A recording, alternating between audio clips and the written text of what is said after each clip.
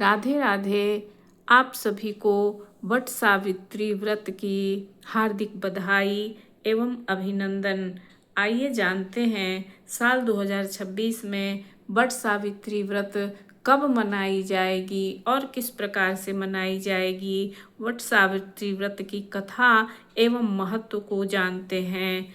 वट सावित्री व्रत हिंदू धर्म में सुहागिन महिलाओं का अत्यंत पवित्र व्रत माना जाता है। यह व्रत पति की लंबी आयु, सुख समृद्धि और अखंड सौभाग्य के लिए रखा जाता है। ज्येष्ठ मास की अमावस्या को यह व्रत विशेष रूप से उत्तर भारत, बिहार, उत्तर प्रदेश और नेपाल के भी कुछ भागों में मनाया जाता है। इस दिन महिलाएं बरगद वृक्ष की पूजा करती हैं। बरगद के पेड़ को दीर्घायु और अमरत्व का प्रतीक माना जाता है। इस व्रत को करने से, श्रद्धा और नियम पूर्वक करने से वैवाहिक जीवन सुखी होता है। कहा जाता है जिस लड़की के विवाह में यदि विलंब हो रहा हो तो कुंवारी लड़कियां भी इस व्रत को कर सकती हैं। प्राचीन समय में मद्र देश के राजा अश्वपति के कोई संतान नहीं थी। उन्होंने कठोर तप और देवी सावित्री की आराधना की। देवी की कृपा से उन्हें एक सुंदर और तेजस्वी पुत्री प्राप्त हुई, जिसका नाम सावित्री रखा गया था। जब सावित्री विवाह योग्य हुई तब उन्होंने स्वयं सत्यवान नामक राजकुमार को अपने पति के रूप में चुना। सत्यवान अत्यंत धर्मात्मा और गुणवान थे, लेकिन एक ऋषि ने बताया था कि सत्यवान की आयु काफी कम है और विवाह के 1 वर्ष के भीतर ही उनकी मृत्यु हो जाएगी। इस बात को सुनकर भी सावित्री अपने निर्णय से नहीं हटी और सत्यवान से ही विवाह किया। समय बीतता गया। जिस दिन सत्यवान की मृत्यु का समय आया, उस दिन सावित्री ने कठोर व्रत रखा और अपने पति के साथ वन में गई। जंगल में लकड़ी काटते समय सत्यवान अचानक से अचेत होकर गिर पड़े।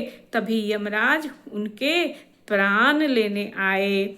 सावित्री अपने पति के पीछे पीछे चलती रही। यमराज ने उन्हें वापस जाने को कहा, परंतु सावित्री ने अपने पतिव्रत धर्म, बुद्धि और विनम्रता से यमराज को प्रसन्न कर दिया और यमराज ने उन्हें कई वरदान दिए।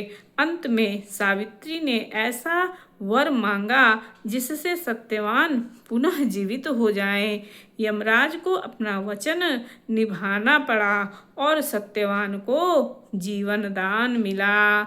इस प्रकार सावित्री ने अपने पतिव्रत धर्म और तप के बल पर पति को मृत्यु के मुंह से वापस ले आया। तभी से वट सावित्री व्रत की परंपरा चली आ रही है।